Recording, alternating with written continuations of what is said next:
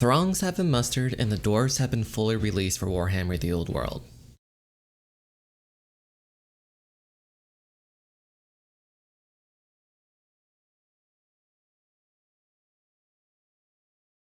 A tabletop army is a massive investment, not just in money but in time to paint and build, so it is important to pick an army that you really enjoy. In this video, I'm going to go over the pros and cons of dwarves in the old world so you can decide if it's the right fit for you. To start out with, I really want to talk about the lore and background of the dwarves and what's going on with the dwarven throngs at this part of the timeline.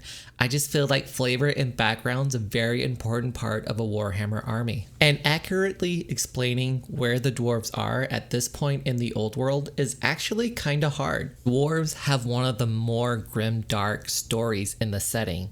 Their civilization has far declined from their peak, their populations are dwindling, they're facing numerous Skaven invasions and Orc invasions, and they're losing holds constantly. To be a dwarf in the Warhammer universe is to be on the losing end, yet refusing to give up or give ground, not because you have hope, but because you're filled with spite. But within that context, this is actually a pretty hopeful time for the dwarves. They are not dug down within their holds. They are an active part of the old world. They are an active part of their alliance with the Empire. And they are under the leadership of a strong king that fills them with pride. In fact, the main story from the Arcane Journal has the dwarves on the offensive rather than constantly on the defense and on their back foot. In the narrative of the Arcane Journal, the dwarves are on the march. They are reclaiming an old hold. They are reclaiming their birthright. It is a hopeful and positive time to be a dwarf, within context, of course. And what I really love about the lore of the old world when it relates to dwarves, that I think old-time dwarves fans or new fans coming over from Total War will really appreciate, is that due to the long lifespan of dwarves, we get to see characters we know and love from the end time setting here in the old world. Thorgrim is here, the Slayer King is here, etc. And we get a chance to see these characters and what they were like when they were younger and how they interacted with the world when the context around them was very different. And I think that's very cool. And I think anyone who loves this faction, who loves doing narrative events or having a backstory behind their army, will really like the chance to do dwarves in a more optimistic setting where the dwarves are making moves to reclaim what was theirs rather than just trying to grab onto what they have left. When it comes to their models and how they appear on the tabletop, I think the dwarf faction is very blessed. They got a lot of love in the refresh, and I would argue the only faction to get more love would be the Bretonnians. While they didn't get a new unit, the new heroes that launched are absolutely some of the best work GW has ever done. The new Thane is great, and the new Ungrim are great. But honestly, the new Lord is breathtaking and makes a great centerpiece model. And as a cherry on top, it has some customizable options so you can make the Lord your own. And God bless it, it's in plastic rather than having to deal with metal or resin. I really only have one major complaint when it comes to the representation of dwarfs on the tabletop. And I don't know if this is a controversial opinion, and I might be alone on this, but I feel that the GW line of dwarves lacks internal consistency when it comes to design.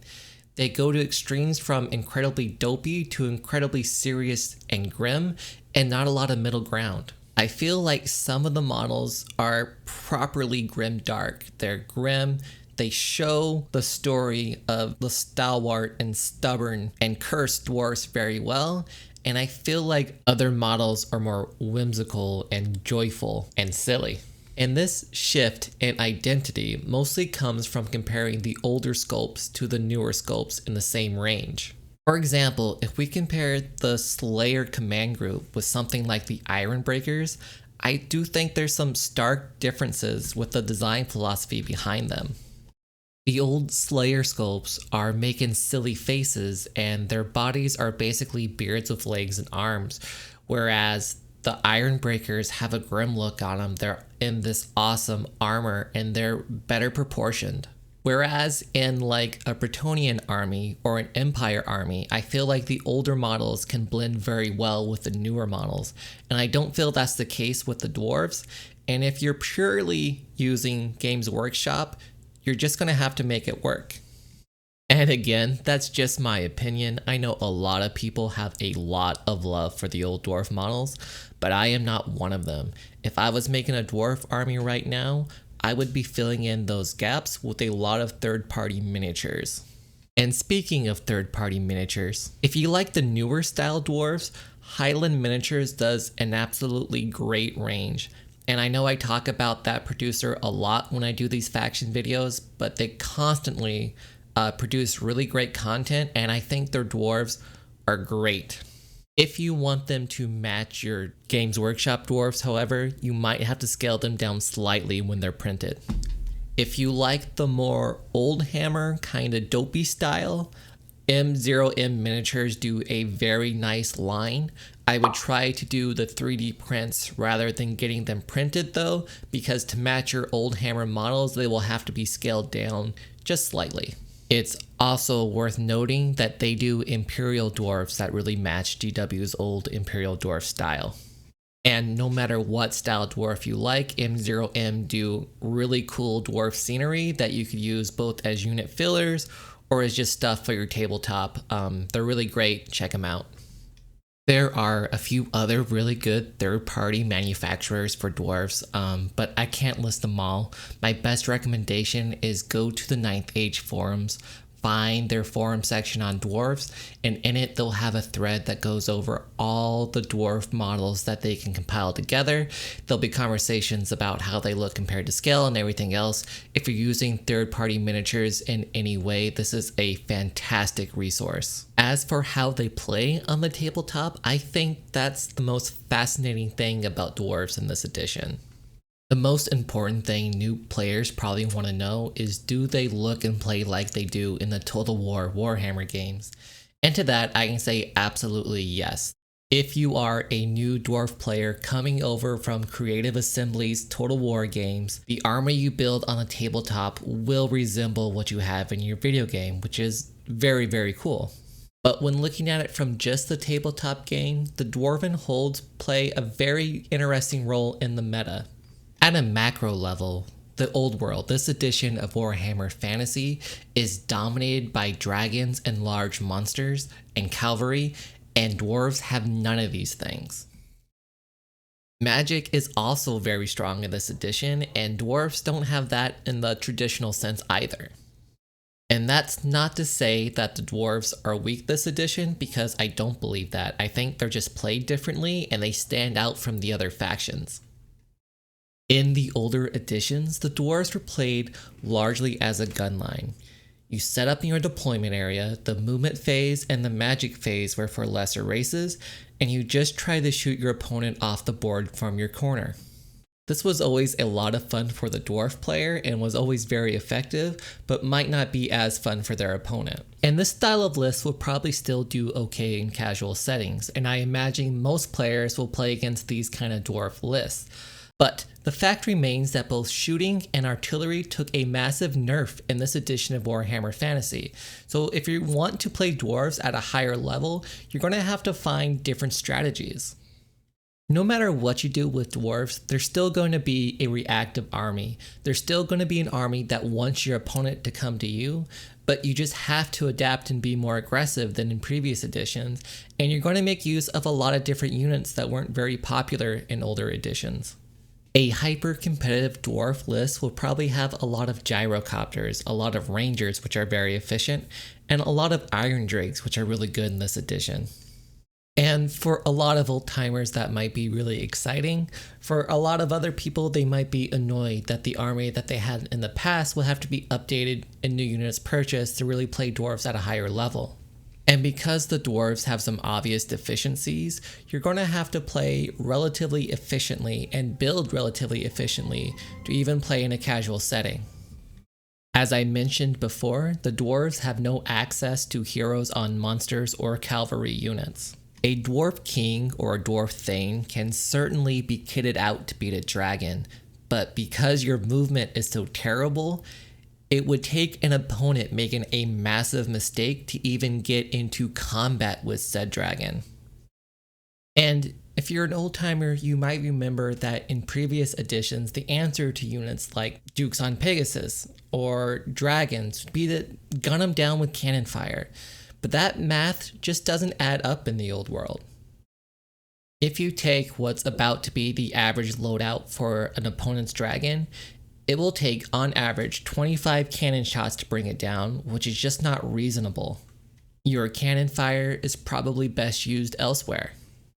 So, like other factions without a dragon or some kind of equivalent, the dwarves might struggle from time to time with this, and it could cause you some frustration. And along those same lines, even though this edition has the dwarves as mobile as they've ever been, they're still a very slow army overall and might really struggle against highly mobile armies like Bretonnia or certain ways to play High Elves or popular ways to play the Empire this edition. To be frank, if you're playing in a group that is trying to win, you're going to see a lot of cavalry in your list, and the dwarves aren't always the best at handling that. Magic is another area of the game that might cause dwarf players, especially new dwarf players, some frustration. While the dwarves are not magic themselves, they do have ways to mitigate other people's magic, but you will always be at a disadvantage. It is incredibly rare to see a 2,000 point list without a level 4 wizard from anybody but the dwarves. The closest a dwarf can get would be the Anvil of Doom, which can't be moved, so your opponent has to be in range of it, and it can still only be level 3, meaning pound for pound, the spell's probably getting off whether you try to dispel it or not. And even the dwarf's natural magic resistance might not be as useful as you'd want. It can be mitigated by your opponent, again through these strong wizards, but more importantly, they only really work against targeted spells. The dwarves would still take full damage from things like vortexes, or anything else that doesn't target them directly. You also have access to the Rune of Spellbreaking, but obviously it gets expensive, and anything more than 2 or 3 will put you at a handicap. And I'm not saying that the dwarves suck this edition, because I don't think that's true. I think they're firmly middle of the pack. These are just some things you're going to have to deal with as a dwarf player. But I still feel that dwarves are very friendly to new players, and of all the supported factions, only Warriors of Chaos are probably an easier army to learn and start with. They have a lot of unit variety to play with, they have a lot of cool models to paint, and being more simplified when it comes to not having cavalry and not having wizards makes it easier to focus and learn the rest of the game. Yet they are still tactical enough that veterans will stay engaged with the faction as they learn the rules. Obviously, when it comes to picking a faction for Warhammer, I recommend putting lore and aesthetic above how they play on the tabletop, because that will change. However, I don't think there's anything bad enough about dwarves to make me say you won't have a good time with them on tabletop. And they are also a faction I expect to receive a lot of love from GW going forward, just because dwarves sell well. So that's my basic spiel on the dwarves.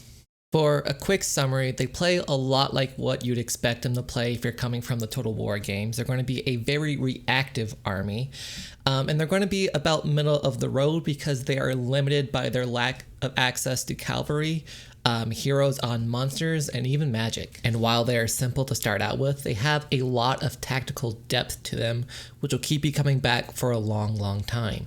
And I will pretty much leave it there. If you disagree with anything I said, if you have a grudge to settle with me now, go ahead and leave it in the comments. People do watch this and people might like to see other opinions.